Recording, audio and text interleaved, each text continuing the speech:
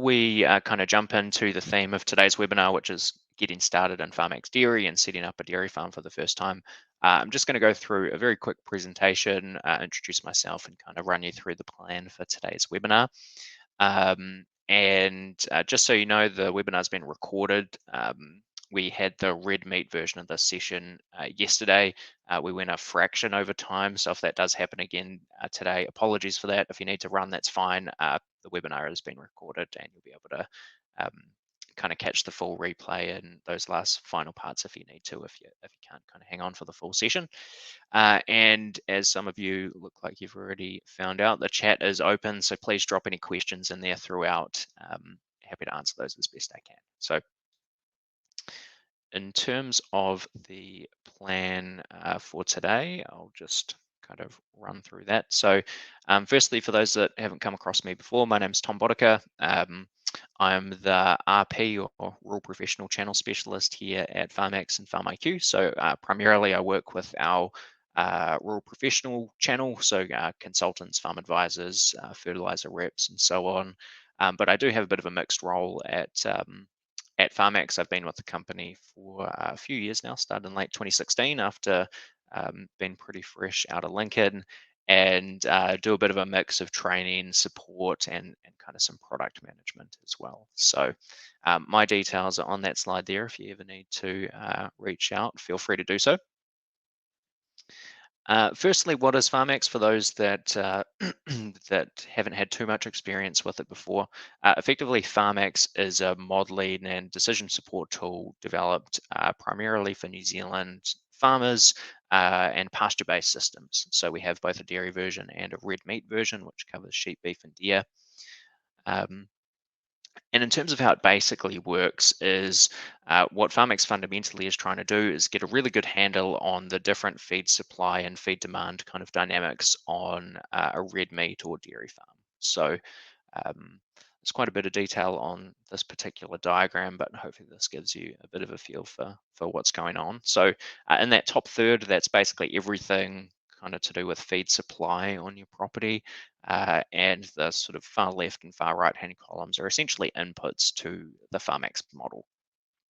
So on the feed supply side, you put in info like what's your pasture growth rate at different times of the year, what crops do you grow, if any, do you import any supplement, and what's the quality of those different types of feeds, what's kind of the ME value of your pasture and of your supplements and crops and so on. And then on the demand side, we've got inputs like stock numbers, animal performance, whether that's milk production or reproductive performance, genetics, so breed and BW, all factor in as inputs to Farmax as well.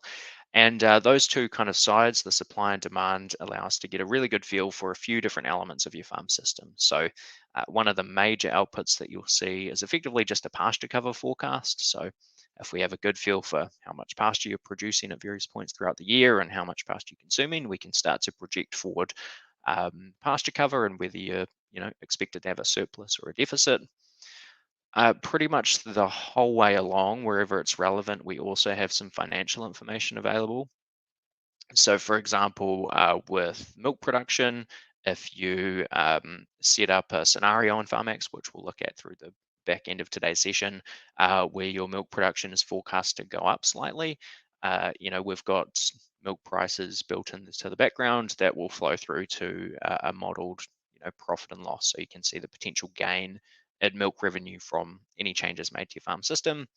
Same thing kind of goes on the expenses side. So if you purchase in some palm kernel or you put in a maize crop or anything like that, we've got sort of a schedule of default prices. You can edit that with your own prices and things if you want to, but we'll have some sort of estimate of how much those expenses are going to move around as well. So you can get a really good feel for, if you make a certain change to your system, how's that going to impact you feed-wise, production-wise, financially.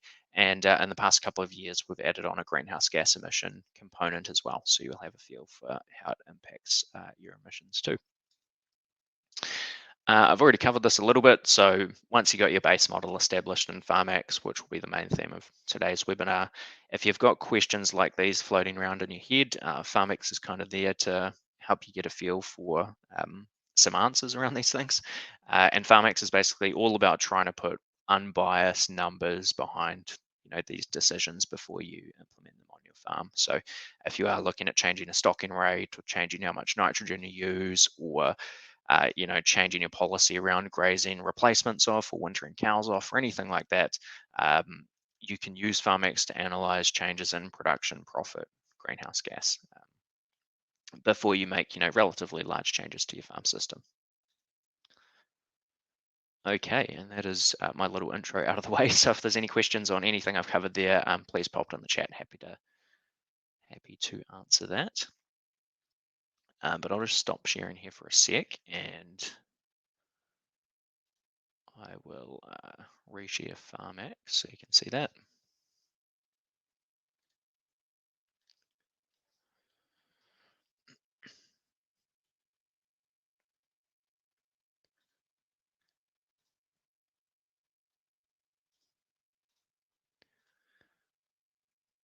Okay, cool. Looks like you should all be seeing Farmax now.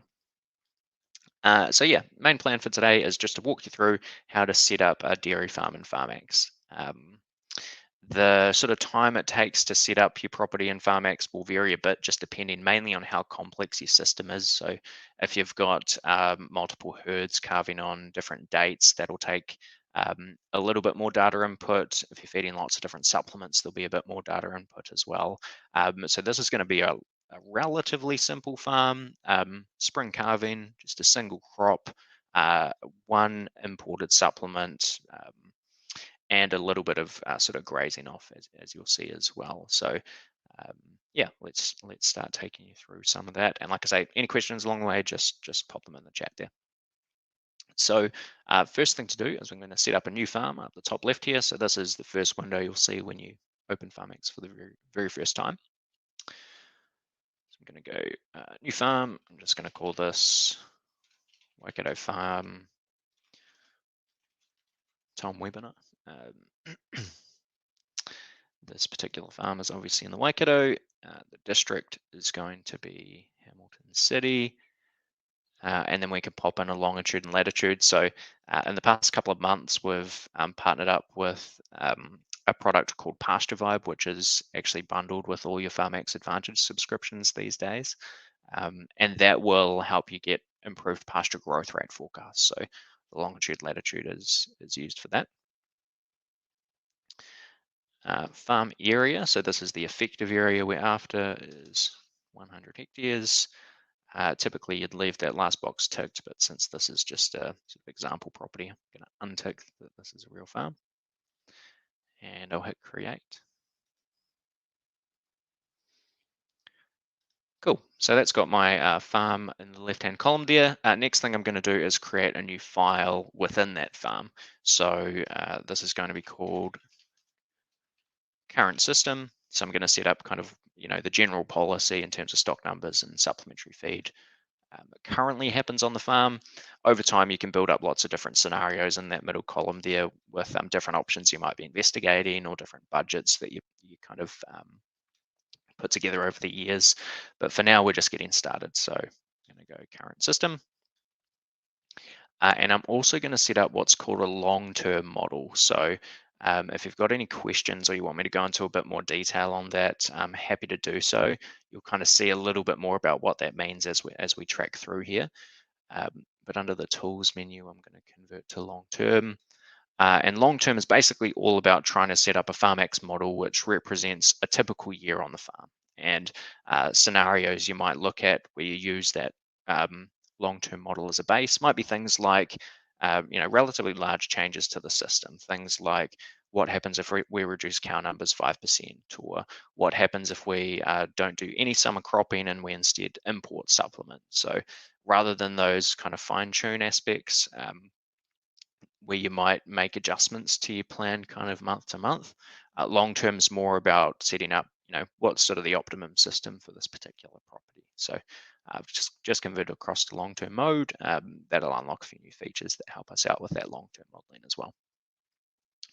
So in terms of just navigating around Farmax to do your data input here, predominantly you kind of work your way down the left-hand side here. So I've got my top farm level here. Not a lot of data input at this particular level, but it's got a lot of your whole farm reports. So if I go to my profit and loss, for example, there's not a lot of info here at the moment because I haven't set much up and it's not looking that healthy, but this will start to populate and look a bit more intelligent as I add more info in. And these reports aren't editable. This is just kind of reporting back info I've put in other places. We also have a lot of like your default values that kind of sit in the background, live up at this top level. So with crops and feeds, for example, if I wanted to edit the ME value of a maize crop or the cost to grow that particular crop or the default yield or anything like that, that type of information all lives up at that top level if you ever want to dive into that detail. But in terms of actually setting up the farm, I'm going to start off in the block. It's reasonably common for most dairy farms just to have a single block. We don't do a lot of individual paddock stuff in Farmax. We do a little bit, but not a huge amount. Generally, you'd break the farm out into different blocks if you had areas of farm with quite different pasture growth rates. So the most extreme example would be, if half the farm's irrigated and half the farm is dry land, you'd split those into different blocks because they'd have quite different pasture growth rates. On a lot of the sheep and beef farms we work with, there tend to be more blocks. You've got hills and flats and lucerne and different things, but probably a little less common on the dairy farms. A lot of dairy properties have reasonably similar growth rates across most of the farm. So I'm just going to leave that as a single block for today. And I'm going to stick with all the default settings for my block properties. So North Island pasture type and default pasture utilization.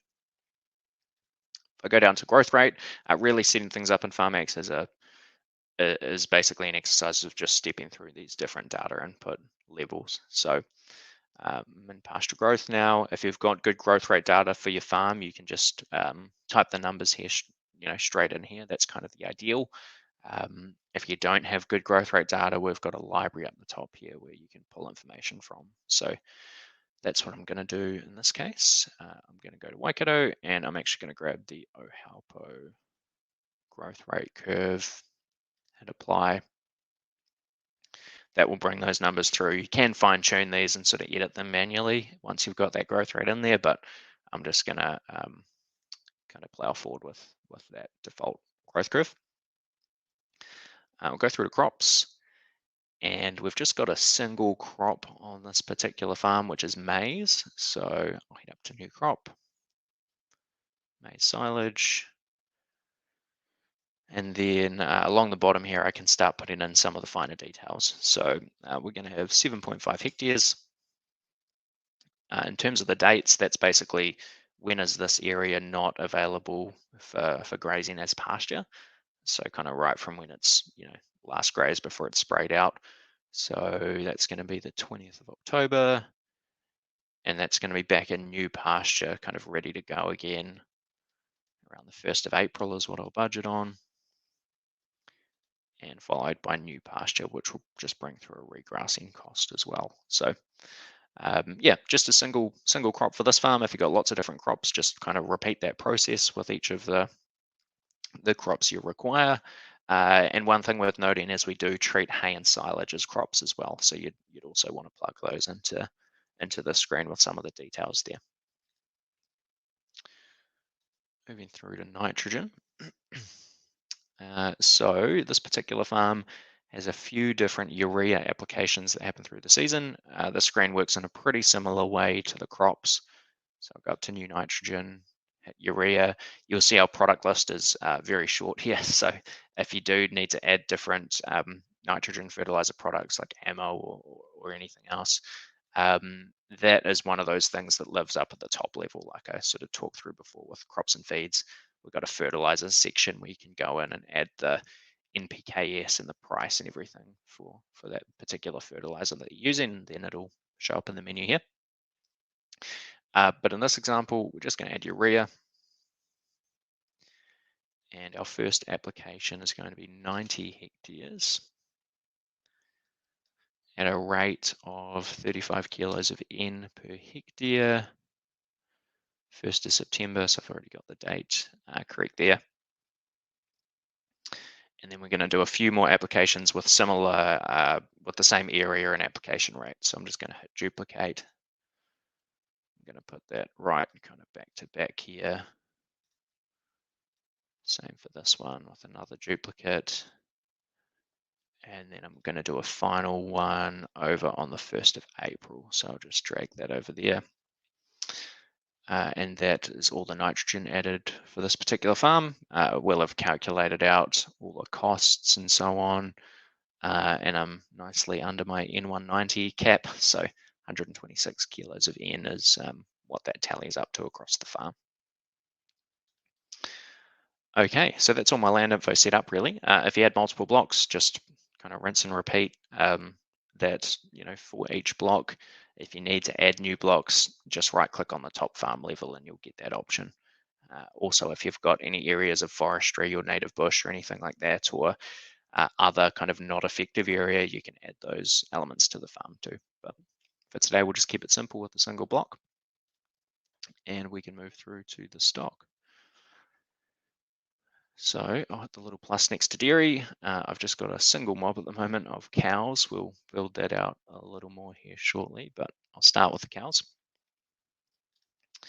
So this particular farm has 300 Kiwi Cross cows at the start of the season. So that is information we can plug into properties. I'm going to change my breed to Kiwi Cross. This initial number here, this is 1st of June, so the very first day of the season. Up the top right there, you'll see we're working from June 24 to May 25. That's kind of the time period for the budget we're setting up. So on the 1st of June 24, I expect to have 300 cows. You can change the weights and body condition score and so on, but I'm just going to leave that as the default for now. And these cows have a BW of 100. So I'll plug that in. If you have the individual breeding values, you can do it that way as well. But I'll just go for the overall BW. Cool. We have a question there. So does the area of forestry you add reduce from the total area you entered when setting up the farm? Yeah, good question. So when you set up the farm, still just put in the effective area. So basically the area of your pasture blocks. And then you can add any forestry area or not effective area over and above that. If you try to add a second pasture block, it'll still want things to add up to 100 in this case. So it'd force me to reduce my first pasture block down. But for forestry and so on, you can just add it on top. So yeah, good question there. Okay, moving through. So we've got our 300 cows. I'm just going to skip over numbers for now. We'll come back to that in a sec. And I'm going to go to mating and calving. So yes, they're mated. I'll tick that. And these cows are going to start calving on the 15th of July. So I'll pop in some dates there. I'm going to also put in calving 2025. They obviously won't calve twice in this particular season, but they will be mated in this season. So that'll add in a bit of extra feed demand for pregnancy and bring through an AI cost as well. Cool. I'm not going to edit too much here, but you'll see down the bottom, or you'll see it's added in a calving spread. So if you need to adjust that pattern, you can just go in and manually change the numbers. And down the bottom, it's also had a bit of a guess at what happens with the calves. So it's kept 66 heifer calves as replacements and just bobbied the rest. If you rear beef calves or anything like that, you can kind of add those mobs and those numbers in that bottom section, but keep it simple for today. And you'll see it's added a couple new mobs down the left-hand side here. So I'm going to go into the heifer calves. If I go to numbers, you'll see I've got those 66 turning up. I'll just hit save. And the edit we're going to do here is we're going to send these calves off to grazing. So each mob will have a location screen. These calves go off on the 1st of December. So I'm going to go new, send off.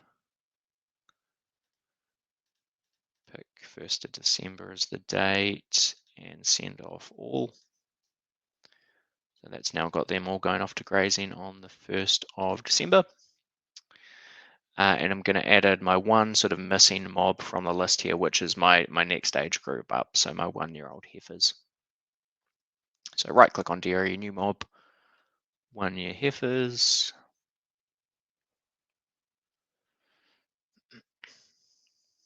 Cool. And one of the things we can do in long term, since I kept those 66 heifer calves, that means that if I'm setting up sort of a representative model of what happens in a typical season that kind of is nicely balanced, like I open and close with the same stock numbers and pasture cover and so on.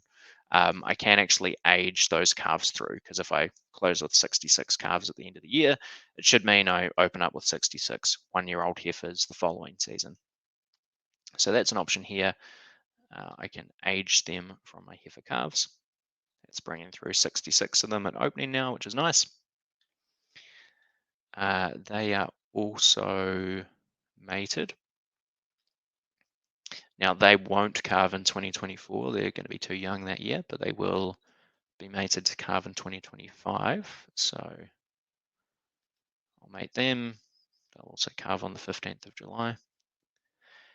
And then I will also just make sure that they eventually end up as a mixed age cow. So you can do this. This is somewhat flexible, just depending on how your farm system runs. But one of the more common ways of doing it is just right at the end of the season to manually transfer these heifers into the cows. So I've just come into numbers. Apologies if I'm racing along a bit here, but going down to transfer out in May, 31st of May, transfer all, and they're going to go into the cows. And last thing for them is that they are also off grazing for the entire season. So in location, new send off. And they're obviously already sent off the previous year, but just to get the model working, I'm going to need to put a send off basically on day one. So they're off the whole time from 1st of June. Send off all. Okay, cool. So I'll go through to cows next, and numbers, which is a screen I sort of skipped over before. We've just got a question here. So your lactation shows from Jan to December in the previous screen. What does that affect? Sure. So I think you're referring to in here lactation Jan to December. That is actually, to be honest, that's a setting we've been thinking we may hide, because it probably causes more confusion than it actually helps. But basically, that's just how it defines when it says calving 2024 and calving 2025 and calving 2026. It just means it's talking about a calving that happens in the calendar year 2024 or the calendar year 2025. We actually have a few international farms that do more like batch calving, where they're effectively calving almost year round, where we have to make some modifications to that setting. But for 99.9% of New Zealand dairy farms, you won't need to edit that setting at all. Just leave it as Jan to December, basically. Okay, cool. Some in numbers, this is my stock reconciliation for the cows. You'll see I open at my 300, they calve, and then I have some replacements coming in at the end of the year, which is those 66 heifers.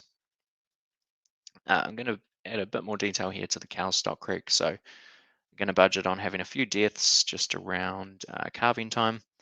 So I'll go to the die column, plug in 5 for August and September. These are obviously just kind of estimates, but that's how we pop them in. And I'm also going to cull a few cows towards the end of the year. So I'm going to go for 30 in March, 26 in April, which leaves me nicely balanced. So I open with 300 cows up here, and I close with 300 cows down here. And the other thing I'm going to do in this screen is I'm going to dry off all the cows just in one hit on the 1st of May. So you can add multiple dry off events if you want to stagger it and that sort of thing. But new dry off event, 1st of May, all. And that's relatively simple stock rec. Not too many transactions going on in there, but that's looking nice and tidy. There is a little bit of grazing off for the mixed age cows that happens for this farm. So I'll head through to location, similar to the replacement mobs. And there's a couple of settings I'll show you here. So we're going to do a new send off. This is going to be from the 1st of June. And it's just a portion of the herd, so half of them actually. So I'm going to go number 150. And I basically just want to bring them back in a kind of staggered manner as they get close to calving. So a couple ways I can do that. I can come in and put in multiple bring back events. The simplest way to do it, though, would just be to use this tick box up the top, return dry cows on farm before calving, keep all milkers on farm. So I'll tick that. And that will basically kind of estimate a bunch of bring back events, which I'll just kind of roll forward with those. If you want to edit them or add in more specific bring back events, you can. You can also kind of mess with some of the rules in here around how it calculates those different events. But I'll just leave it as is for now. So you'll see it's kind of got a few staggered events here of those cows coming back on farm before they start calving, which is that sort of peach color in the graph there. Okay, so that's sort of got a lot of the groundwork set up for this particular Farmax model in terms of stock numbers and their basic movements and mating details and so on. The next bit is really getting into some of the finer details with kind of the cow's diet. So how much pasture are they getting? What sort of supplements are they being fed? And what production are they doing? So I'll go through to the performance screen for that. There's a fair bit going on this particular screen, but that's kind of where we put in a lot of this information. So the top third of the screen there, that's basically the diet of the cows. We can flick between milkers and dries and set up different diets for each of those groups, which we'll do in a sec here. The diet of the cows directly flows through to this middle graph, which is their milk production. So if I feed the cows more in that top section, they'll do more production in the middle section. And down the bottom there is my pasture cover forecast. So you'll see that green line tracking along there is my farm average cover projection, which at the moment is kind of through the roof. I'm getting close to 3,000 cover for some months there. So that'll come back to earth in a sec when I start adding in some of the diet details. So I'm going to just go through to the dry cows first.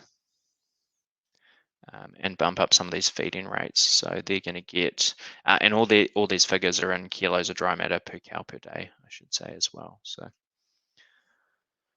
going to push those up to about 9 kilos for each of those months. You'll see that started to lift their body condition score up a little bit here. We're not quite to the magical 5 yet, but we're at least on the rise. That's not all that they're getting, so they're getting some of that maize silage as well. So to add that in, I'll go select a feed, pick maize silage out of the list. And if I click in one of these months, you'll see along the bottom here in April, we've got 165 tonne of maize silage come into our inventory. So that's from the maize silage crop that was put in earlier. That's not available till April or May because that's when the crop's harvested. But I'm going to say that I also had some on hand. So let's say I had 165 tonne also on hand at the start of June. And these dry cows are going to get 2 kilos a day for each of these months. So I'll add that in. You'll see my 165 on hand has started to get mined down a little bit. And my condition score is now creeping into the 5s right before calving for the dry cows. So that's looking much nicer. If I go across to milkers, they are going to get a little bit of maize as well. So in July, 3 kilos. August, 5 kilos. and then from January through to the end of the season, they're going to get 3.2. So I'll add that in as well.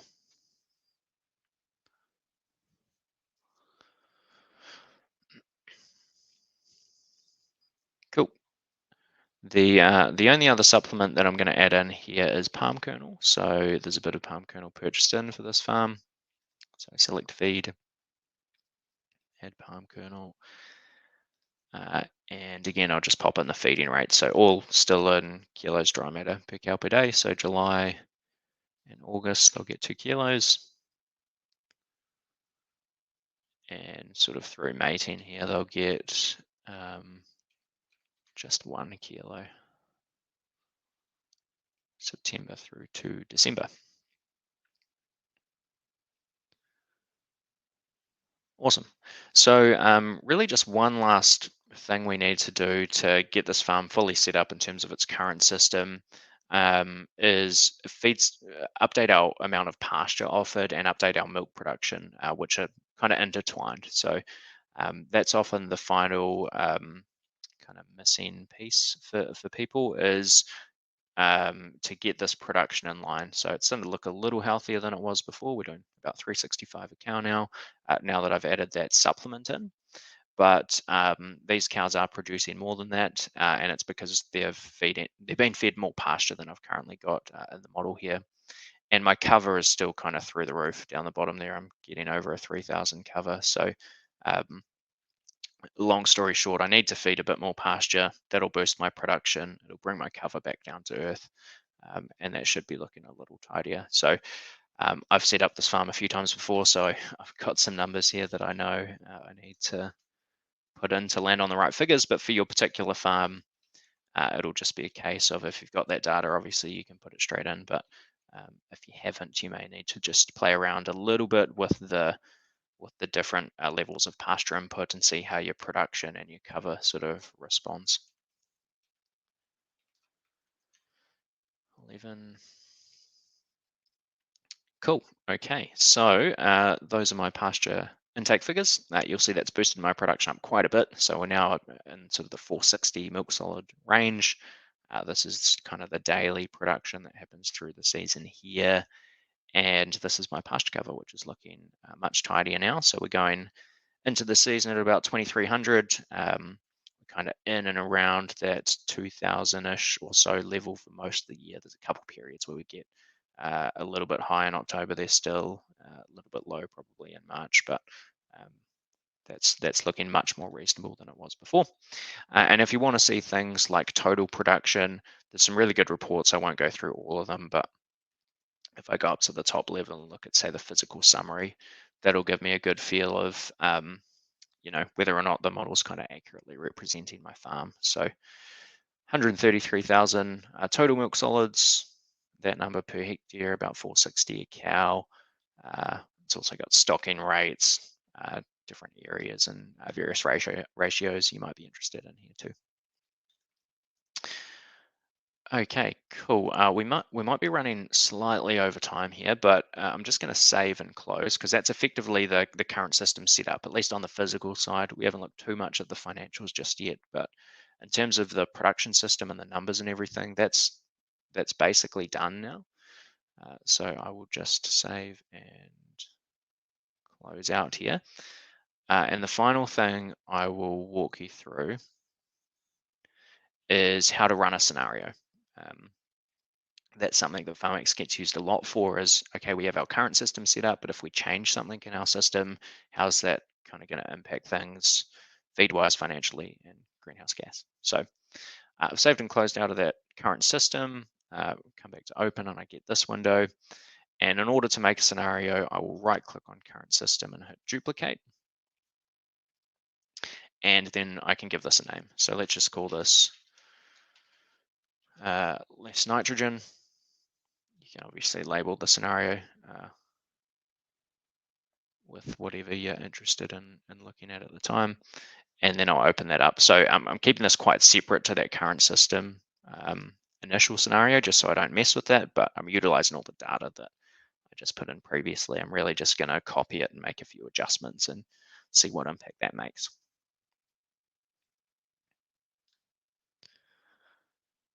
Cool, and we probably just do have only a few more minutes left on this session, so if you do have any burning questions, now would probably be a good time to put them into the chat as well. So yeah, pop those in. Okay, so I've now got that less nitrogen scenario open. For pretty much every scenario you work through in Farmax, you pretty much always want to keep an eye on your pasture cover. You always want to make sure that you're what Farmax calls feasible. So the green line there is my average farm cover through the year, or what it's projected to be. This grey line here is saying you need at least this level of cover. That's kind of a bare minimum in order to meet your production targets. So to be able to consume the amount of pasture you want to consume with the animals you've got on at the time, you need to have at least this level of cover as a bare minimum. At the moment, our farm average cover is above the minimum all year. So up the top right there, Farmax tells us we're feasible, which is great. So we're going to make some adjustments here, pull some nitrogen out of the system, and we just want to make sure that we're still, from a feed budget perspective, still feasible. That's quite a crucial one.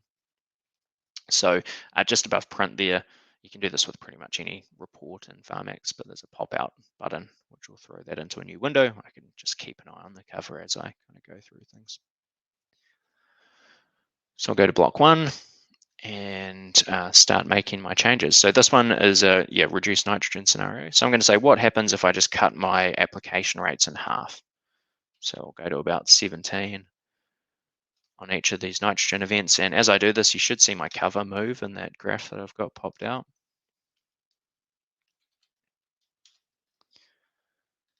And you'll see we're now getting to a point where we're not actually feasible. So we've got some redlining going on. And then I'm going to have to make some adjustments to get back to being feasible. So there's obviously a couple of ways you can tackle this. It'll depend on your particular farm, how you want to do it. So I could import more supplement as kind of a replacement for the nitrogen, or I could just feed a little less pasture and do lower production, which is what I'm going to do in this case, just to kind of see how this looks. So if I come into my performance screen here and just basically feed the cows a little bit less pasture, I should see that cover graph start to come back.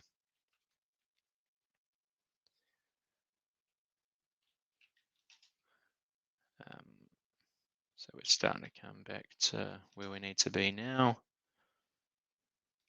which is good.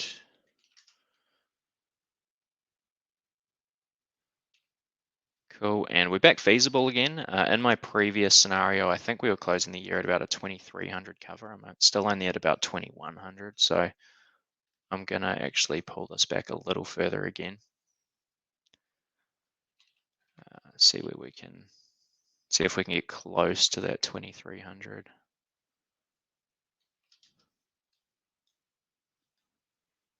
Cool, that's looking pretty tidy now. You can obviously spend a lot of time fine tuning these things. For today's purpose, I'll just call it there. I will save and close out. And the final step essentially is just to see how those two options stack up against one another. So if I go to open, I can hold control on my keyboard and just open both of those options at the same time. So current system and less nitrogen.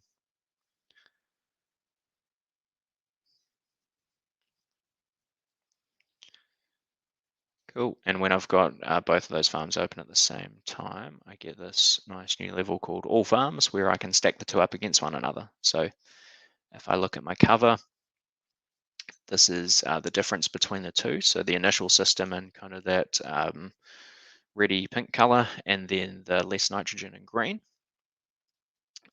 So, I've pulled out a bit of nitrogen from the system, so I'm growing less grass, but I'm also feeding less. So we've got some adjustments at different times of the year there. If I look at my physical summary, that'll give me some sort of production stats and how things have changed there. Once that loads, cool, there we go. So My total production is down not quite 8,000 milk solids, down about 27 kilos per cow. But I've used about 65 kilos less nitrogen per hectare, so quite a significant reduction there. And I can go into profit and loss. We haven't, like I say, dived into a lot of the detail there, but for this particular farm, we've got obviously a reduction in our milk revenue, down about $59,000. We've got a reduction in our nitrogen cost, so down about $13,000, but that's nowhere near the reduction we got in milk revenue. So overall, we're down about $45,000 in farm profit. So this one's not looking particularly flash, but again, the idea of Farmax is you run through these options and put some solid numbers behind them before obviously implementing the change. So I will just stop sharing my screen there. I see we've got one question. If you've got any other questions, just pop them in the chat as well.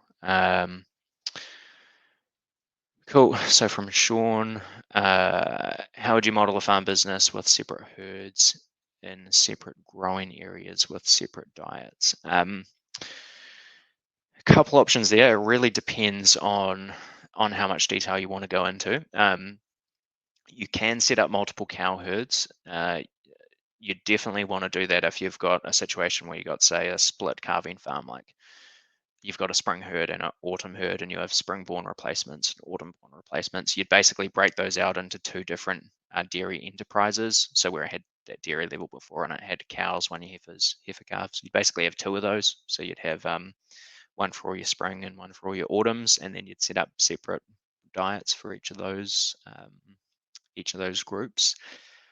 Even if they were both spring calving, for example, you can split them out into two different herds and have separate diets for each. The challenge sometimes for some farms is whether they have good production data for each of those herds. That can sometimes be a bit of a challenge. You don't know quite how much of the milk productions should be allocated to one herd or the other. So that can be a bit of a challenge.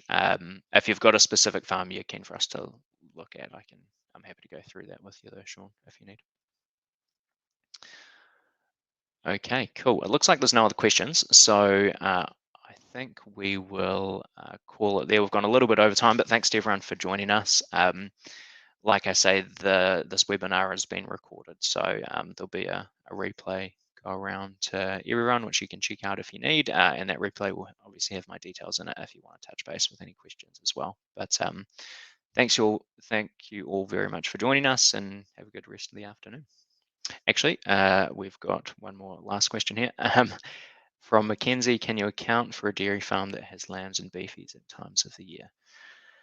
That one is much more difficult, actually. We have a few people who are not dairy farmers using the dairy version of Farmax, like if they're doing dairy grazing or they're a purely beef operation, but we don't have sheep or deer equations in the dairy version. So that one's going to be much more challenging. Again, Mackenzie, if you've got a specific farm you want to look at, I'm happy to work through that with you, see if we can figure out some sort of workaround. But you can't add sheep to the dairy version, unfortunately, at least not at this stage. So we'd probably have to do something around allocating feed to a mob that sort of represented those groups. But we'd need a bit more info on how we do that. That's for the lambs, at least. The beef part of it would be fine. Like if you have some sort of beef trading element of the farm that's on for a short period of time, that's straightforward. But you kind of just add those as separate mobs and add in all your transactions. But the lamb one will be a little trickier, unfortunately. But thanks for your question. Happy to work through it with you one-on-one if you need. But cool, those are all the questions we have. So thank you all for joining us and have a good rest of the afternoon.